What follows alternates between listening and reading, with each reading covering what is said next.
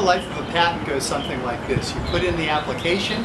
With a utility patent, it usually takes about 1.5 to 2.5 years for the USPTO to examine the application. For a design patent, it's usually closer to 8 to 10 months.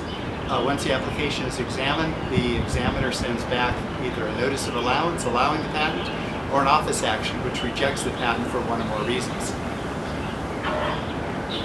With a design patent, most of the rejections are over drawings. At that point, you fix up the drawings, submit a response, and hopefully get a notice of allowance the next time around.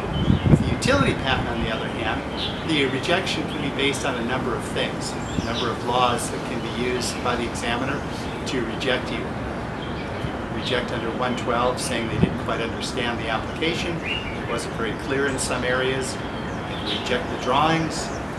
Reject you under 35 USC 101, saying that the invention is not directed toward patentable subject matter, such as business method patents that don't fall under the Bilski ruling. You can also reject it under 35 USC 102, where the USPTO says essentially you're not the first to invent this. They can also reject you under 35 USC 103, in which the USPTO says that your invention is a mere obvious improvement over the prior art. In terms of how you respond, you have 3 options. You can write a written response. This is the traditional way to respond to an office action. You can also call the examiner, or you can ask for a personal interview where you go to the USPTO headquarters and you argue your case in person with the examiner and the examiner's, hopefully with the examiner's supervisor. Which works best? Well, it really depends upon the examiner and the tactics being used.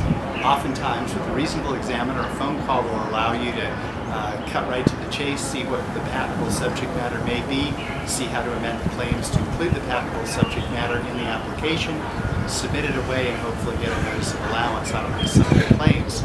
On the other hand, if the examiner listens to your arguments and doesn't like them, the examiner will probably make that part of the public record. And when you submit the very same arguments as part of a written response, the examiner is fully capable of using the arguments that you submitted earlier and the rejection of those and giving you another rejection. So phone calls can really be a double-edged sword. They can be very effective in some circumstances. They can also come back and bite you in others.